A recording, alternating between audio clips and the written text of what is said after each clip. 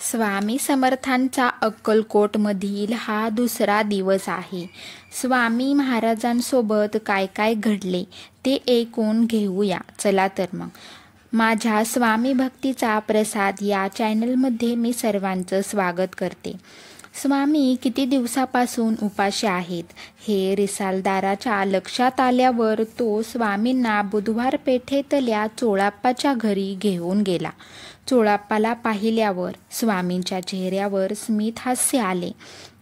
स्वामींनी चोळाप्पाला प्रश्न विचारला, चोळ्या, तू सुखरूप आहेस ना? तू आमच्या पूर्वजन्मीचा प्रिय भक्त आहे.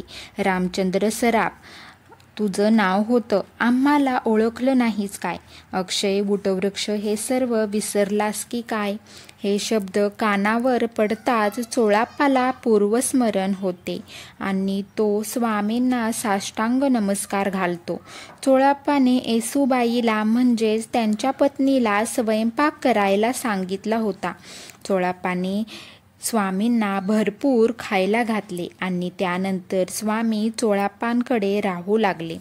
स्वामी चोळाप्पांकडे राहायला गेल्यावर चोळाप्पाला धन्यता वाटू लागली.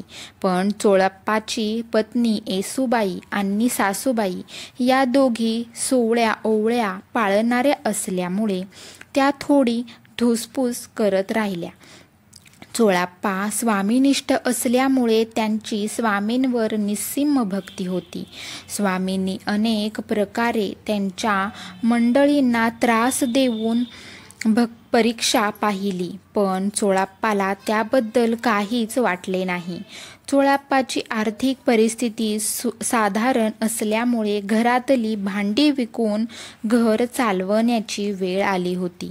पण त्यांनी स्वामी सेवेत जराही खंड पडू दिला नाही. तो सतत स्वामींच्या सेवेत असायचा. अशाच एक दिवस येसूबाई आणि राधाबाई या दोघी स्वस्थ बसलेल्या होत्या. त्या दोघींना असं स्वस्थ बसलेलं बघून स्वामींनी त्यांना विचारले, हे काय, आज स्वयंपाकाची तयारी दिसत नाही? तेव्हा येसूबाई स्वामींना उत्तर देत विचारतात, स्वामी, घरात जळण आणि सामग्री यातलं काहीच नाही. मग स्वयंपाक कशाचा करू? हे ऐकल्यावर स्वामी बोलले, आधी स्वयंपाकघरात जा आणि अन्नाचे भरलेले पात्र घेऊन ये. हे ऐकताच त्या दोघी स्वयंपाकघरात गेल्या. आत येताच त्या दोघींना सर्व पात्रे सुभ्रास अन्नाने भरलेली दिसली. हे बघून त्या दोघी थक्क झाल्या. पण काही वेळाने त्या दोघींचे आनंदाने डोळे पाणवले आणि त्या दोघीही स्वामींना जेवण खाऊ घातले. त्यावेळी अक्कलकोटात मालोजी राजे यांचे राज्य होते. त्यांच्या मर्जीतल्या दाजीबा भोसले या कारभाऱ्याने स्वामींची सगळी हकीकत सांगितली.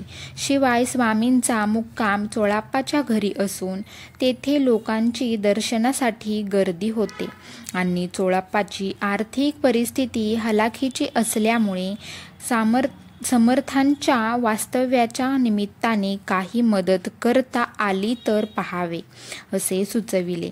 हे ऐकल्यावर राजांनी सरकारी दरबारातून श्री स्वामी महाराजांसाठी नित्य नैवेद्याची व्यवस्था केली.